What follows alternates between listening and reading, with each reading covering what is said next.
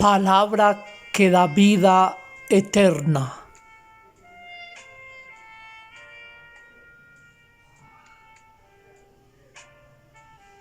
Del Santo Evangelio según San Mateo, capítulo 14, versículos del 13 al 21.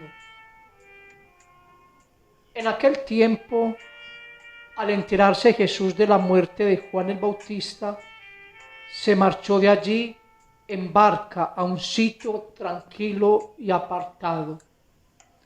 Al saberlo, las personas lo siguieron por tierra desde los pueblos. Al desembarcar vio Jesús la muchedumbre, le dio compasión y curó a los enfermos. Como se hizo tarde, se acercaron los discípulos a decirle: estamos en despoblado y es muy tarde. Despide a la multitud para que vayan a las aldeas y se compren de comer.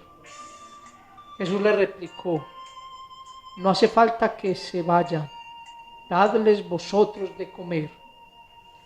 Ellos le replicaron: si aquí no tenemos más que 5 panes y 2 peces. Él les dijo: traédmelos. Mandó a las personas que se recostaran en la hierba y, tomando los 5 panes y los 2 peces, alzó la mirada al cielo, pronunció la bendición, partió los panes y se los dio a los discípulos. Los discípulos se los dieron a las personas. Comieron todos hasta quedar satisfechos y recogieron 12 cestos llenos de sobras. Comieron unos 5,000 hombres, sin contar mujeres y niños. Palabra del Señor. Gloria a ti, Señor Jesús. En este santo evangelio que nos presenta la liturgia de la Iglesia para este día, quisiera resaltar 4 elementos que son importantes y que pueden ayudar a nuestra vida cristiana. Un primer elemento que podemos rescatar de este evangelio es que nos dice que Jesús se fue a un sitio tranquilo y apartado. La vida de Jesús era una vida agitada, de mucha evangelización, de atender personas, enfermos, de muchas actividades. Y él era consciente que tenía que tener esos momentos de intimidad, de tranquilidad, para poderse encontrar con su Padre, para poder recobrar esas fuerzas espirituales. Ese primer elemento también tenemos que aplicarlos a nuestra propia vida.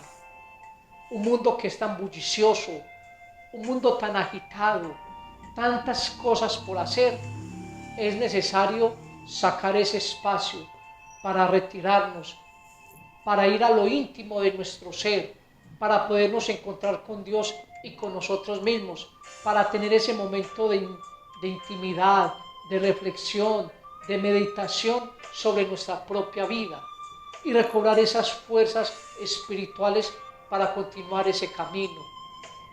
Por eso la oración es importante para nuestra vida, es el oxígeno para nuestro espíritu, y por eso Jesús nos enseña que frente a tanto bullicio, tanta algarabía, tanta agitación, debemos apartarnos, debemos acallar nuestro interior para que realmente podamos encontrarnos con Él y con nosotros.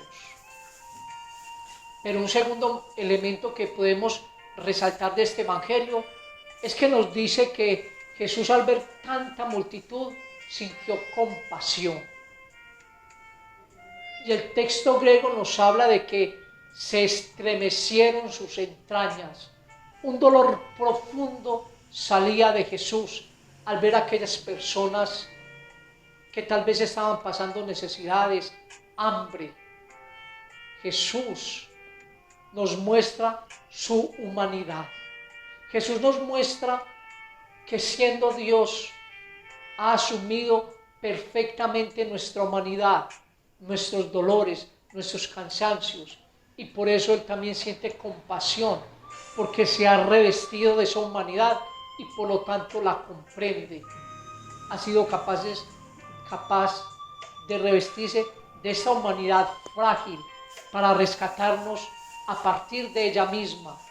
Y por eso Jesús se duele ante el sufrimiento humano, ante aquel que sufre, y también nos muestra y nos invita a que nosotros también sensibilicemos nuestras entrañas ante el hermano que sufre.